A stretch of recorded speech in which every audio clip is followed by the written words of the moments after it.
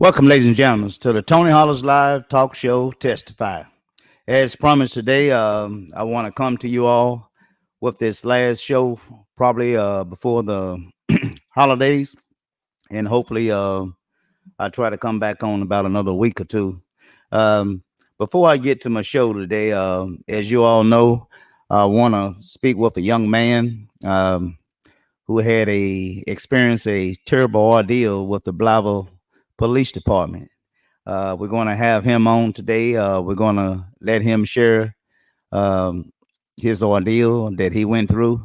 And but before I get to him, I want to say to you all that again, I announced it that I do have all 29 pages of this petition in regards to Rayshawn Warren.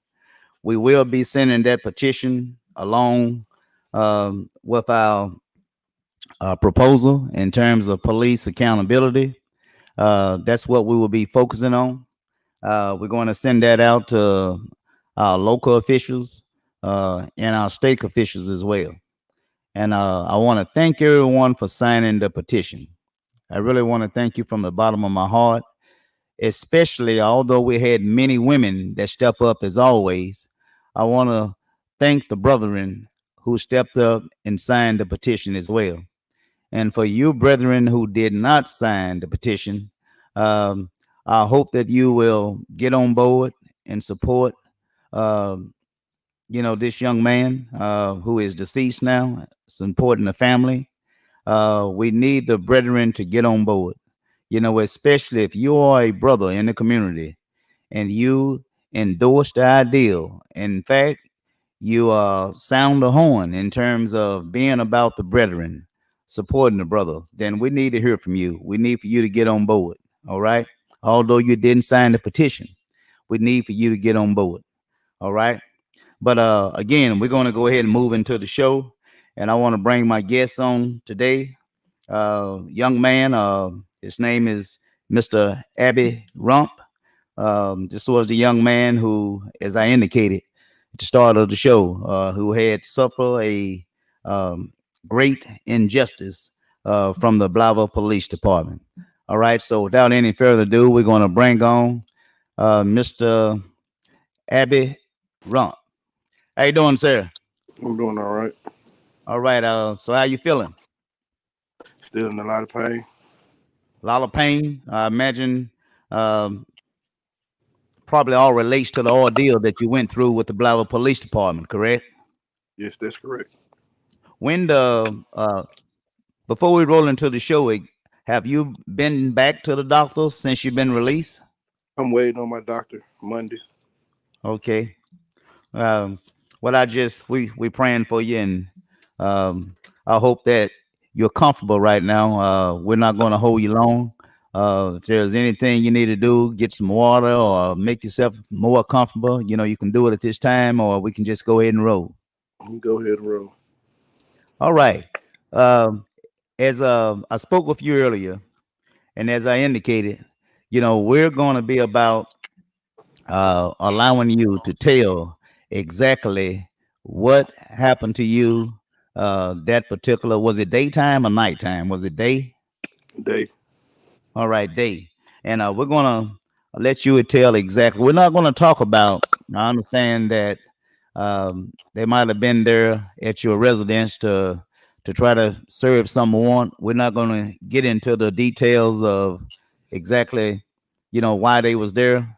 What this show is mainly concerned about is how you was treated while you was in the physical custody of the Blytheville Police Department. So that's what we're going to be talking about today.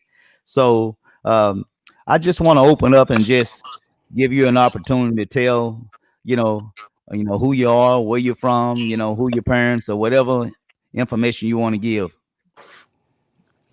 My name is Abby Rump. I'm from Blytheville, Arkansas, and my parents are Sheila Rump and Abby Rump. Okay.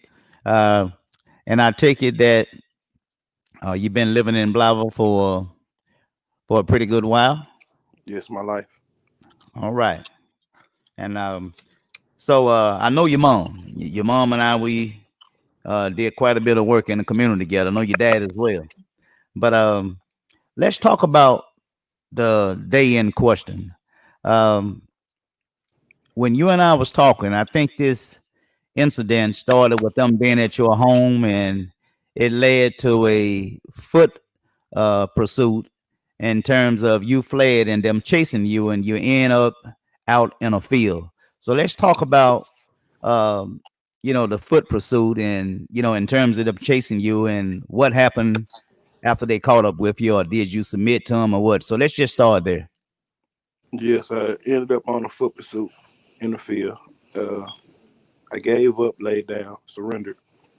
Hmm. The officer put the handcuffs on me, and it was about five more other officers come and jump on me. I felt a pressure from a knee on my head and my neck, and just went to yelling, "I can't breathe! I can't breathe! You got your feet on my head and my neck." So by that time, I looked across and I heard my brother yell, "There's some bull crap. I'm about to start recording." The Uh-huh. officer got up and said, "Put him into custody."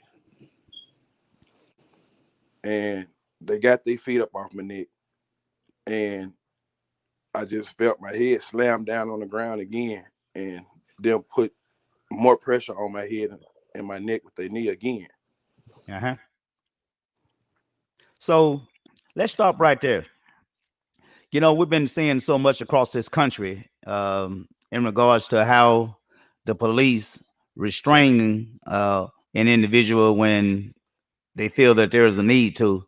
Um, and as I heard you indicate that the officers, I don't know whether it was one or more than one, but in terms of restraining you, they had, was it their foot, their knee, or something on your neck? They had their knee, the Had the knee on your neck, leg and the knee part. Yes, and you sort of responded to them, or you stated to them that you couldn't breathe. yes, that's correct. Did did they ease up off your neck when you stated that you couldn't breathe? No, I had to move my neck and So I wiggled up out of it. He took my head and he slammed it back down on the ground, and he put more pressure on it, even more pressure. so Off the actually, handcuffs. so if I understand you correctly, actually, when you try to put yourself in a position to where you could breathe, Yes, um, yet and still they continue to put you in a neck restraint. yes. Do you know the particular officer, which one that had their knee on your neck, No, I was face down. face down? And you say there was at least five police officers that Yes, was on top of you. yes. Mhm. So, and you did indicate that when they caught up with you, you didn't have any weapons on you, correct? No weapons, no nothing. And you surrendered to them, correct? I was just some basketball shorts. Okay. So, if you surrendered to them, was there any need for them to put their foot or No, their knee on your neck? no, Did you fight them? no, So you didn't resist any. no. I didn't.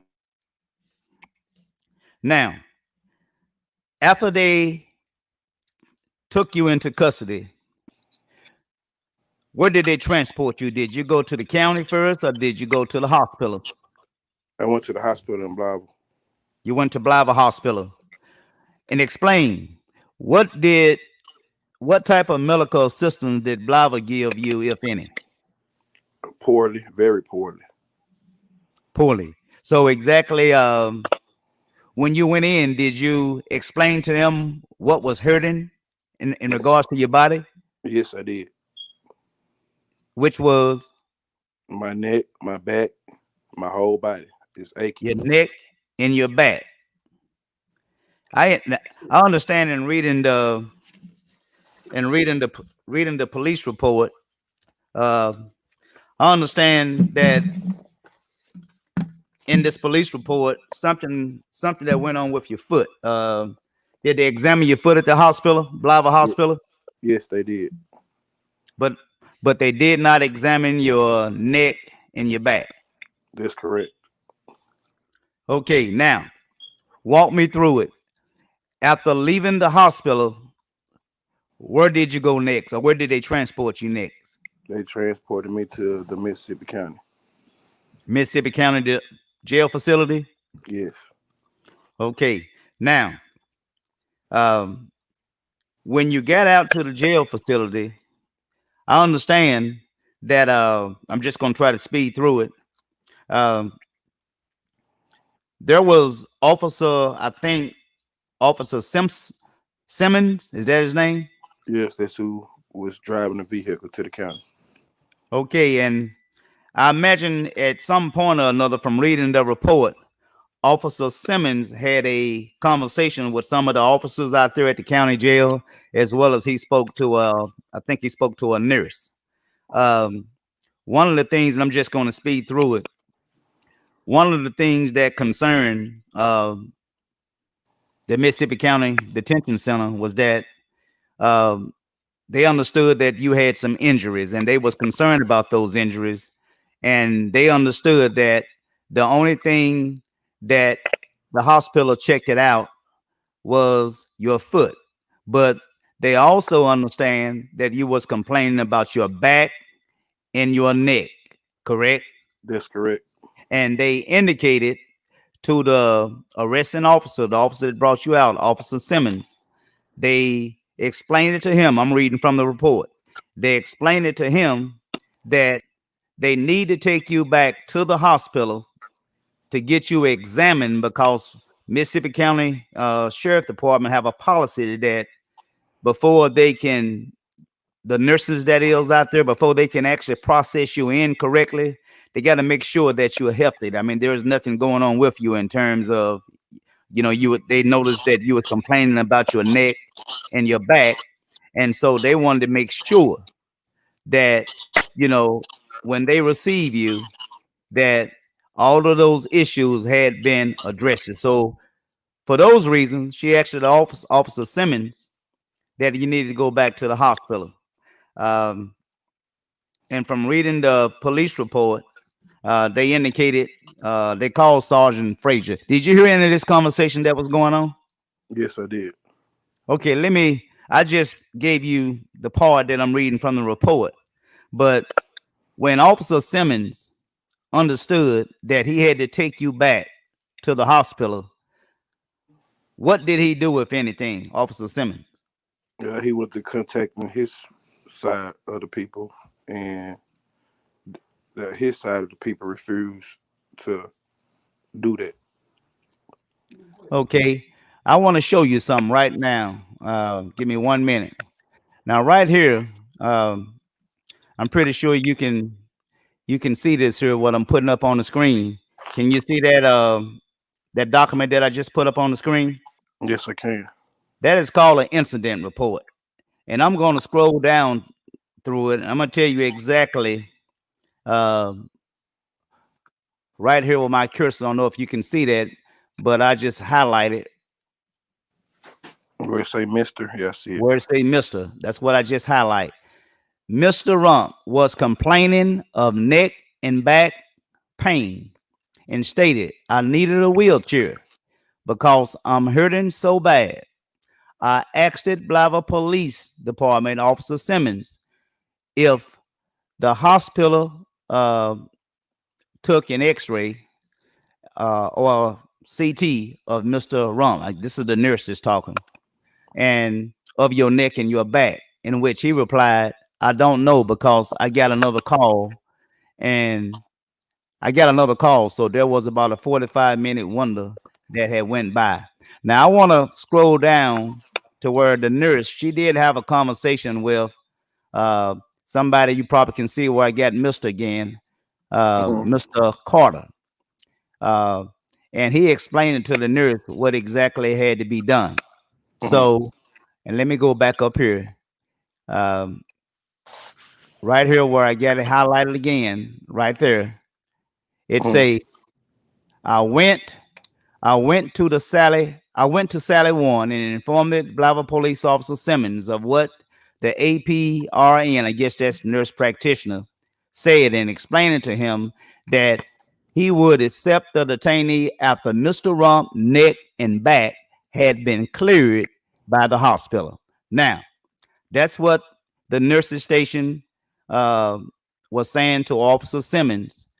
And to my understanding, they wanted you to, to go back and receive some type of examination.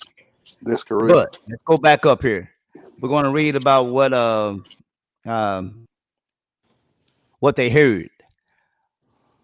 Now, this is the nurse talking. She said, while in the juvenile, uh, department over there or area, Lieutenant Brown and myself could hear a Blytheville Police Department superior officer on the radio telling Blytheville Police Department Officer Salmon to cite the detainee, which is you, and dump him in the parking lot.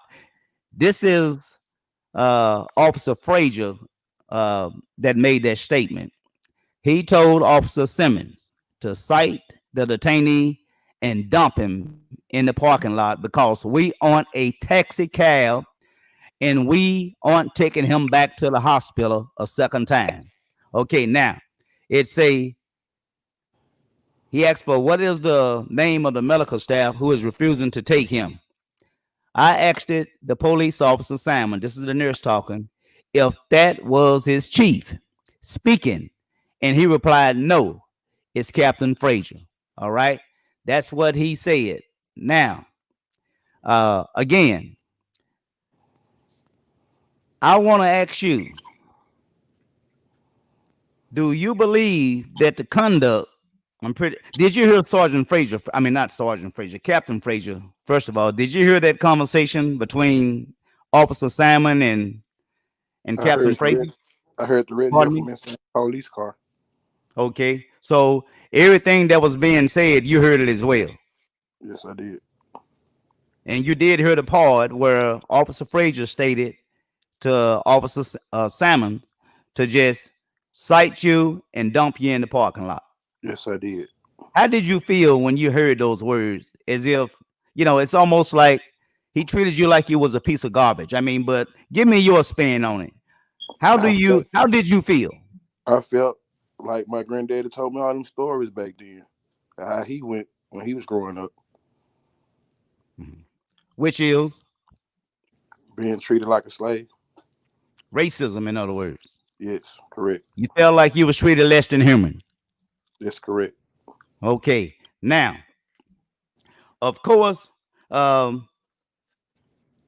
Mississippi County nurses station, because of their policy, they wouldn't take you. And I want to go back to this document again, and I want to show you something else. On this very same page, I'm gonna scroll down, and I want you to see. I'm gonna highlight it for you. Do you see where I got am? Yes. Okay, I'm gonna read right there. It say, "I'm not helping you." Okay. Now, first of all, let me back up. After Officer Simmons got his orders from his Captain Frazier, Officer Simons, he informed Lieutenant McCain that he was going to cite the detainee and let him go, but asked it for help getting the detainee out of the back of the car that was in Sally 1. Lieutenant McCain stated, now this is what the lieutenant said at the county jail. Lieutenant McCain stated, "I'm not helping you, but we will call Pafford and they will help you." I went inside to call Pafford and request a truck.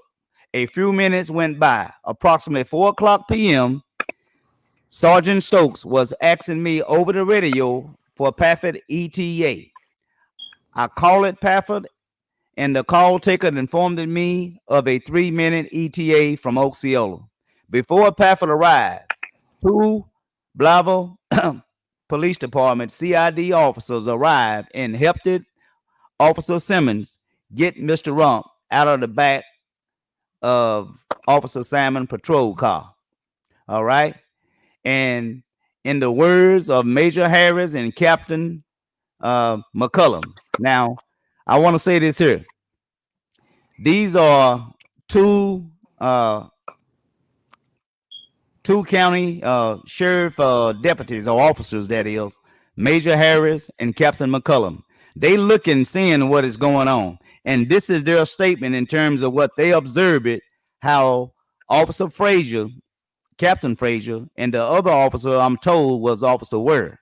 I will get that report tomorrow for more confirmation on that, but uh, the indication that I'm getting from the county jail is that Officer Ware and Captain Frazier, both of them, Captain Ware and Captain Frazier, was pulling you out the car along, helping Officer Simmons. Now let me go back up here. Now, okay, where we at? It's a we heard a lot of commotion. This is when they say we. This is Major Harris and Captain McCullum. They said we heard a lot of commotion and walked it outside the administration door here to find him on the ground, which is you, him. They just dumped at him like a sack of potatoes. I guess they were referring to uh potatoes. Uh, Detainee Rump was wearing black ball shorts, a hospital gown, and had no socks and shoes. Mr. Rump was screaming and hollering. My neck and my back hurt so bad, and they just dumped it me like a dog. That's what you had stated, Mr. Rump. And I want to say that um, these individuals, they treated you less than human. And the two officers, Major Harris and Captain McCullum, observed it exactly what went on with you. They pulled you out of the vehicle, threw you on the ground, dumped you like a sack of tailors, and that was in the words of Major Harris and Captain McCullum. And you stated shortly after that that you felt like they treated you like a dog. Am I correct in that statement? That's correct. Now, upon that point in time, they still trying to figure out what do they do with you now. And from reading the report, they did get uh, Shannon Langston on the phone. In fact, I think um, Captain Frazier had indicated to uh, Officer Salmon was just to cite you and let you go. And anything that happened after that was on the Mississippi County Sheriff Department. I'm gonna let you speak, but I'm just trying to lay out the information for the viewers to let them get an understanding as to what went on with you and what the officers did and what they did not do that they should have done.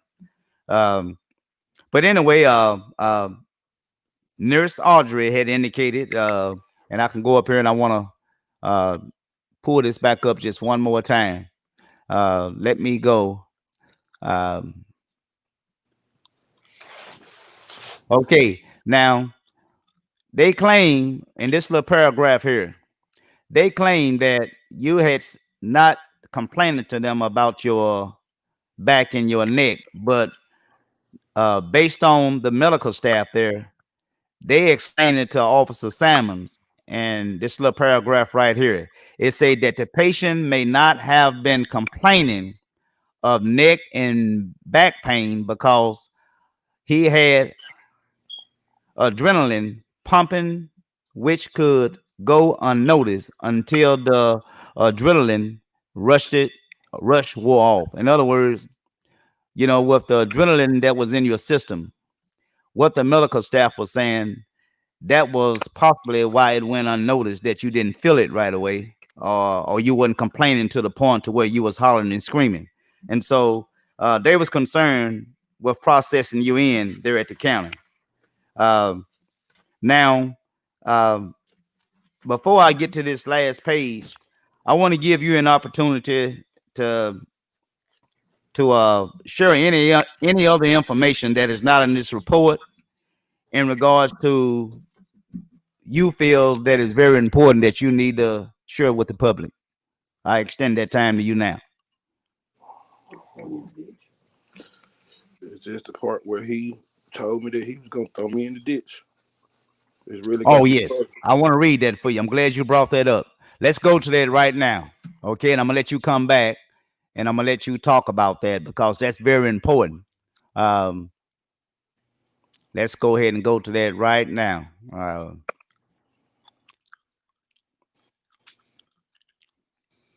Coming up right now. Okay. Here we go. Right here. Okay. Now, I want to read this here. It say, this is Officer Harold Thomas. This is a statement that he took in, that he wrote.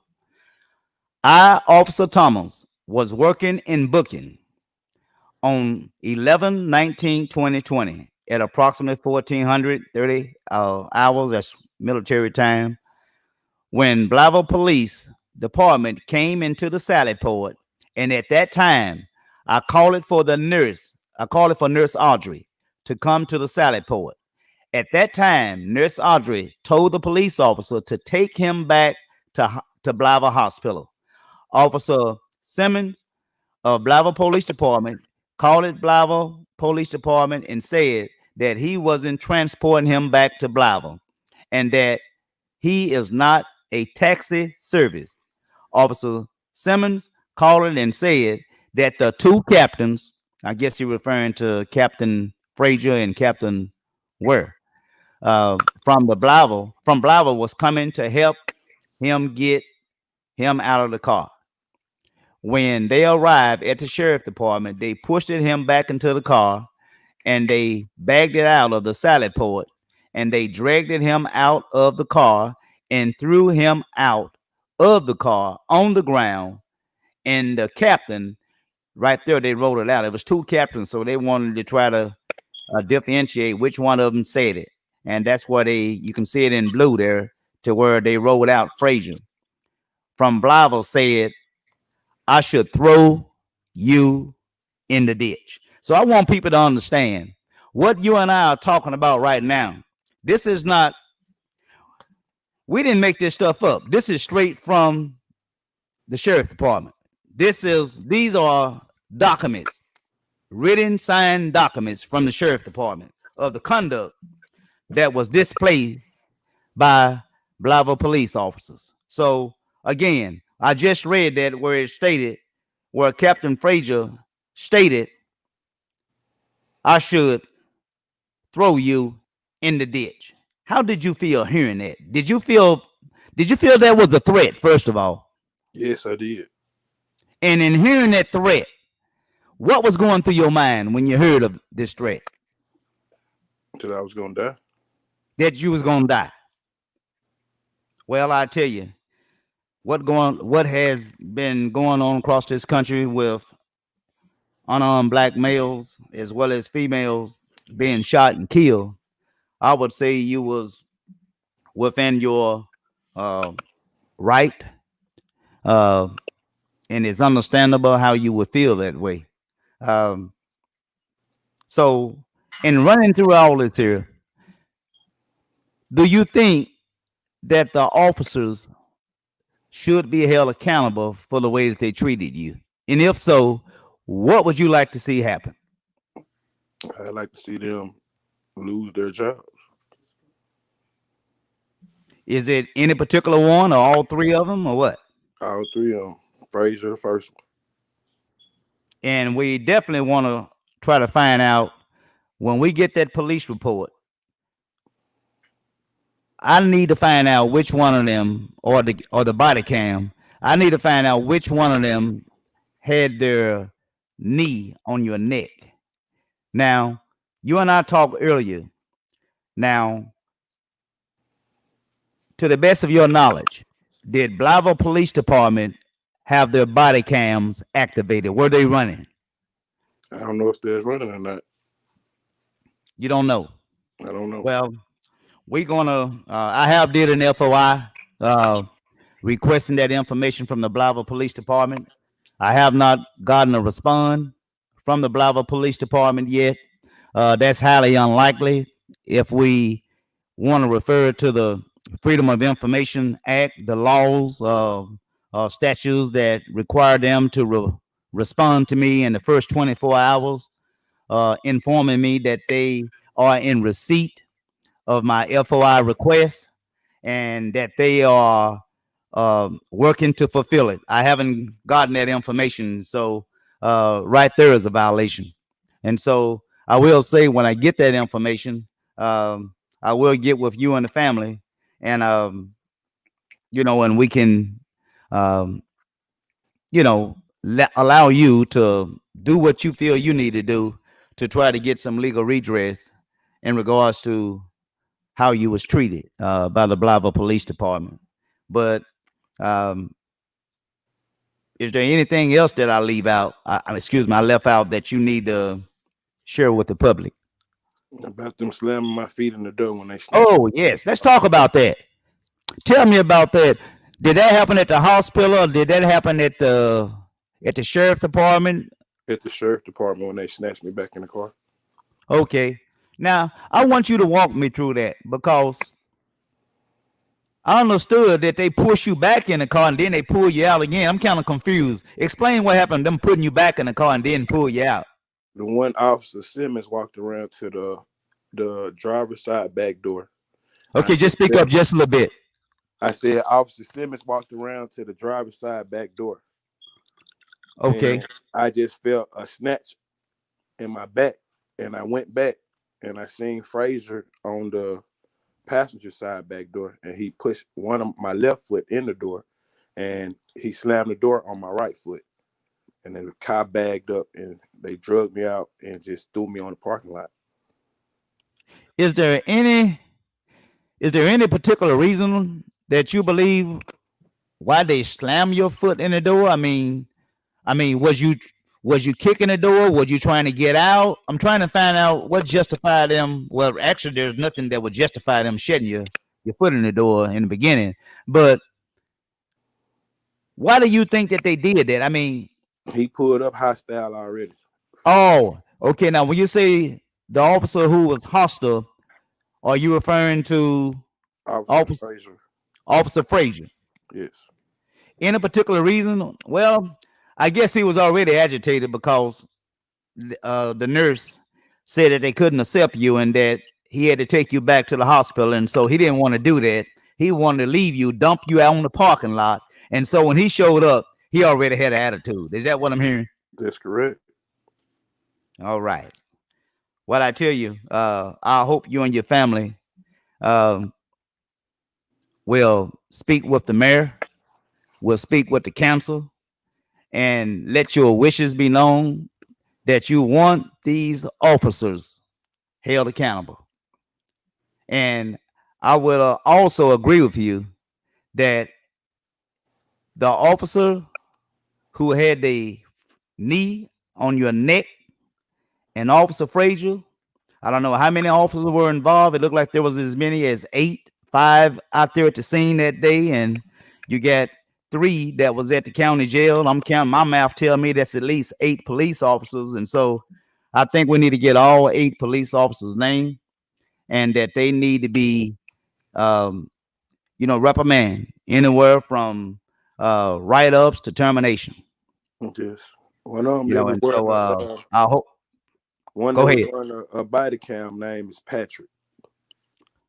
Okay, say that again now. The one I seen wearing the body cam is his name was Patrick. I can remember seeing his name on his badge. Okay, is that a white officer, a black officer? A white officer. White officer. His name was Patrick. Yes. At least we know. At least you know one officer that was out there. Name was Patrick. Yes. Okay. Now I don't want you to go anywhere.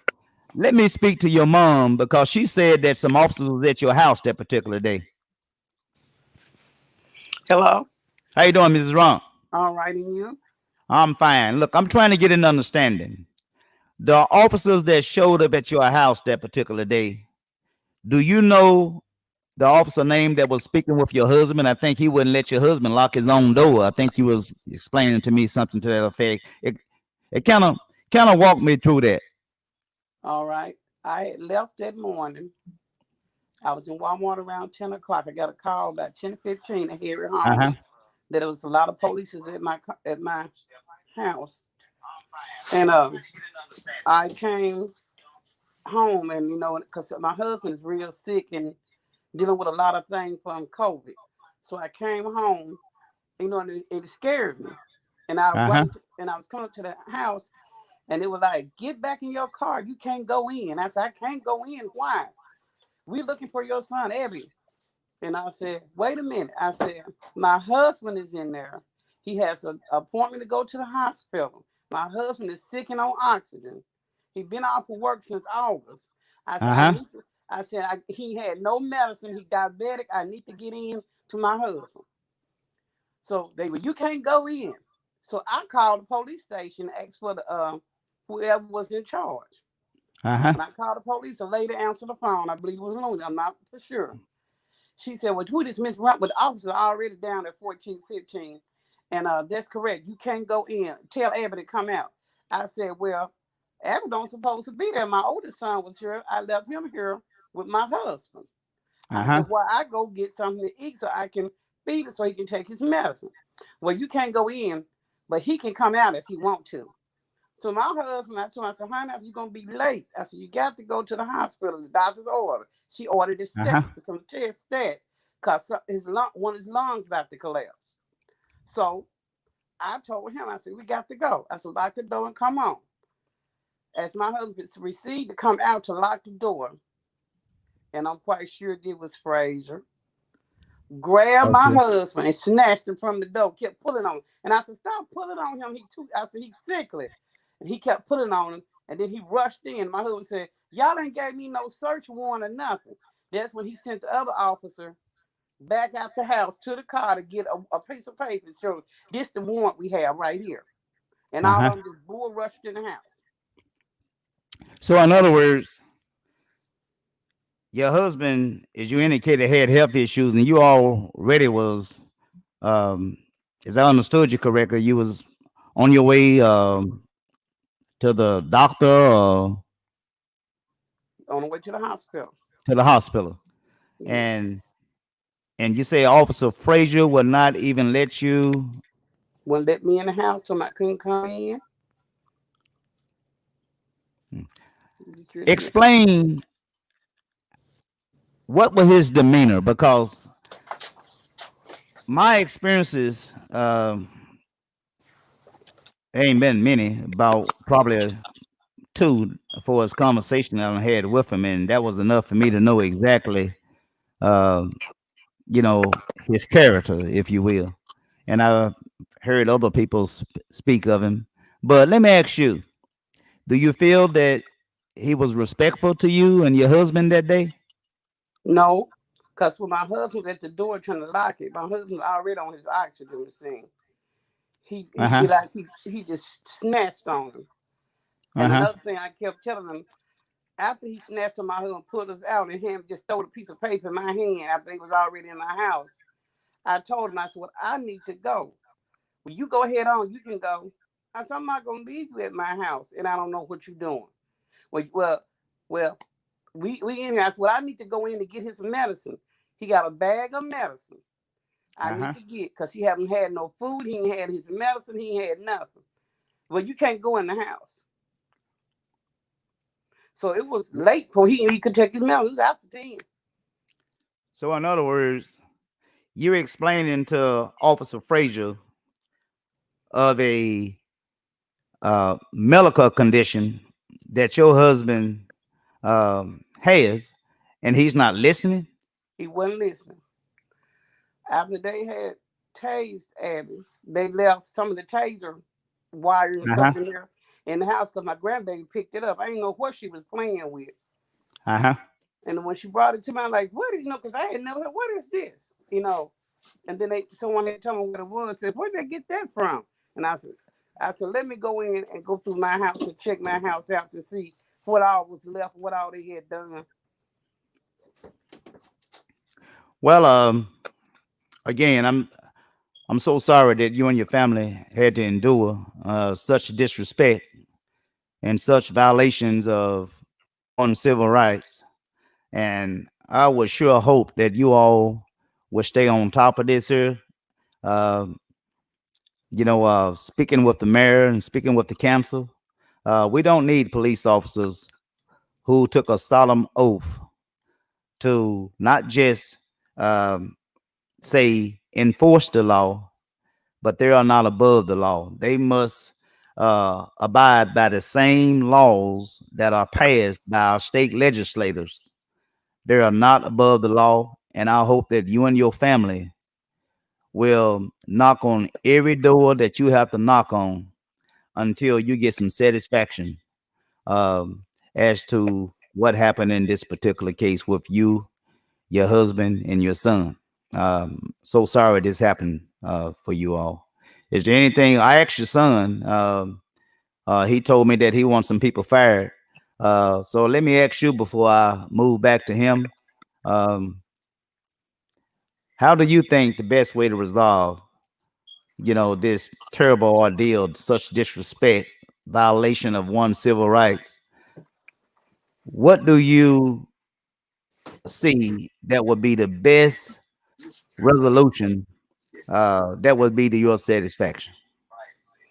I feel as though they need to be held accountable. I feel as though, I look and I see a lot of abuse of power because I used to work for the state also. Uh, if you Okay, see a speak up just a little bit. I said I seen a lot of abuse of power, Uh huh. especially in Captain Fraser. I feel as though I don't care if you there and your superior officer is not doing things they should be doing or doing things to harm another human or some kind of way that's not in policy, and Uh you huh. don't speak up, something wrong with you. So I think so you put yourself in a position to be held accountable also. I agree wholeheartedly, and I definitely again I can't emphasize enough. I can't stress enough that please you all stay on top of this here. If there's anything that I can do or any phone call that I can make, of course, we may have to reach out to some other source if we don't get any satisfaction with our city officials. Hopefully, we should. Hopefully, we will. But if not, I would hope that that would not discourage you from knocking on any other door that you feel that you have to. Oh, they won't because it could have been his life. It Exactly. won't. It Exactly. won't. Especially when I hear an officer talking about we not Pennsylvania or New York, and I'm like, why would you make a remark like that? You know Wait a what minute. happened Hold with up. George Floyd. Pennsylvania or New York? Yeah, and I'm like, what do they have to do with the state of Arkansas? Now, So who has just made that statement to you? I heard him on a live video, Okay. Who is it? Who is he? and to my understanding, it was Officer Fraser. Okay. Frazier again. Okay. And I'm like, well, where your mind at?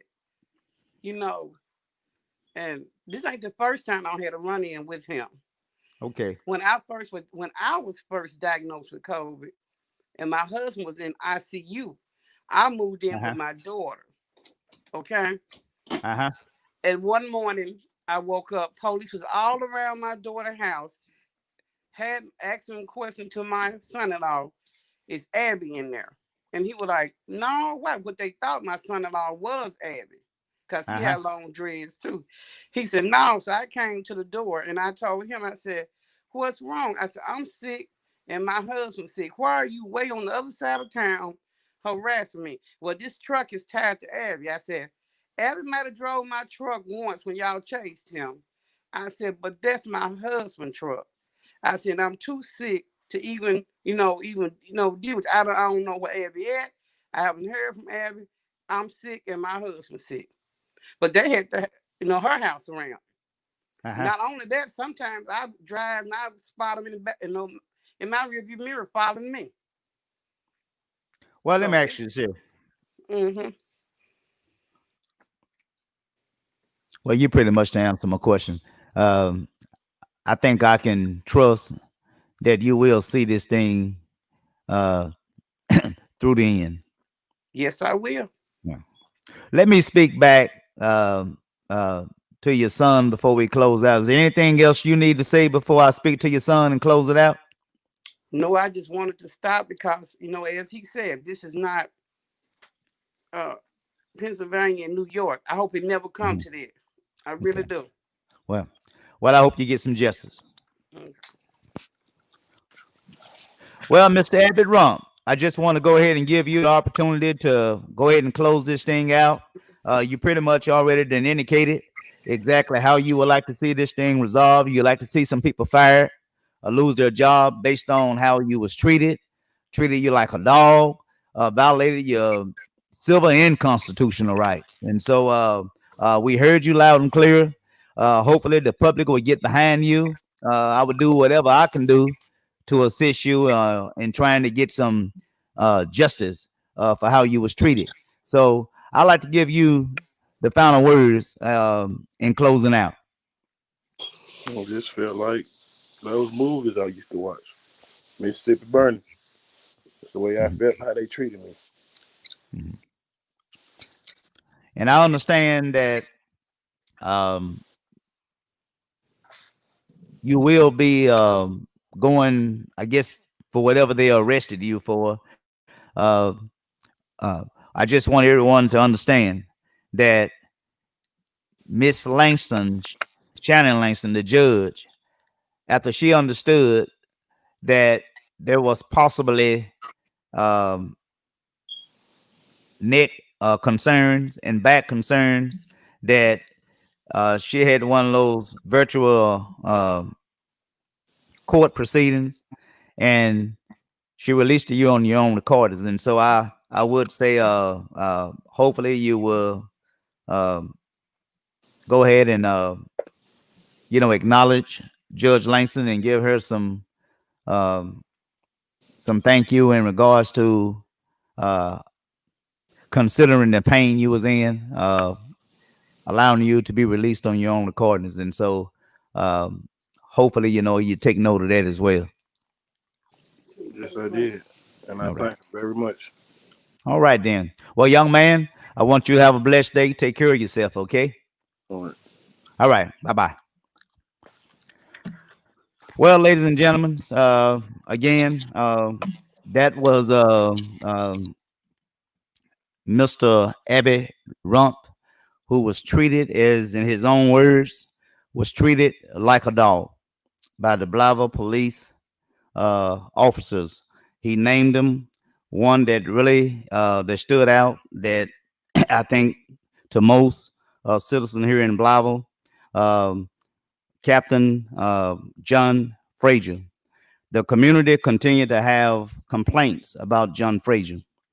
The community, as well as myself, continue to make these complaints to the chief of police, Ross Thompson, as well as make these complaints to the mayor of the city, as well as make these complaints to the city council, more importantly, to the chairperson of the police and fire, who is Councilwoman Barbara Brothers. It seemed like every one of these incidents that come about as it relates to either the police department or as it relates to Chief Thompson, the chairperson, Councilwoman Barbara Brothers, it seemed like she just don't find no wrong in regards that even if it's a possibility that the police department might have committed misconduct, these complaints continue to fall on deaf ears of the chairwoman of the police and fire, as well as the chief of police, as well as the mayor. The only way that this is going to stop, people, is that we got to bound together, get behind these families, get behind these individuals, and help them get the justice that they rightfully deserve. I want you to know you are not immune, okay? Do not think that you are so sweet just because you may be in the inner circle of some of these elected officials.